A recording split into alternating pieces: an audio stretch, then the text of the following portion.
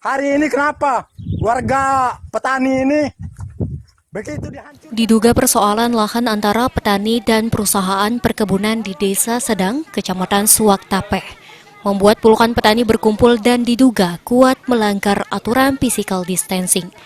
Padahal di lokasi tersebut terdapat petugas TNI Polri.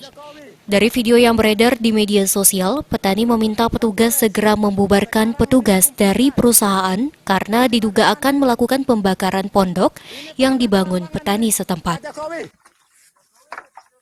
Tolong, ini sudah disiapkan minyak Pak Jokowi. Untuk mesin itu. Untuk makar. Ganti mesin-mesin.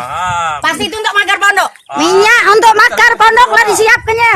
Itu ada mesin. Makar Ada pondok. mesin. Buktinya pondok sudah berapa ikat diroboh ke? Udah Sudah. Sudah. Jangan main roboh-roboh mah itu. Kami tak senang nonton. Kami nuntut, kami punya keluarga. pasti. Jangan anggap Pondok kami kami di sini. masih adik-adik. Pak Kati keluarga, kami di sini orang susah tidak. Kapolsek Betung AKP Totok Hernanto mengakui jika terjadi kerumunan massa di areal pertanian di Desa Sedang akibat petani menolak pondok mereka digusur oleh perusahaan perkebunan. Namun dirinya menjelaskan jika kehadiran petugas di lokasi bukan yang mengumpulkan massa, namun sebaliknya untuk membubarkan massa sebagai bentuk penerapan social distancing dalam memutus mata rantai penyebaran virus corona. Lambat karena apa? Kemacetan jalan kemarin panjang.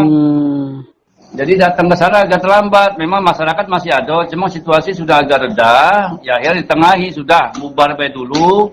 Lagi masalah ini selesaikan nanti setelah masalah virusnya sudah reda. Itu yang datang ke sana Kanit Sabara, Kanit Intel sama Kanit Bimas. Jadi artinya bukan petugas kita yang mengumpulkan massa, dan tapi massa sudah berkumpul duluan kita bubarkan gitu ya.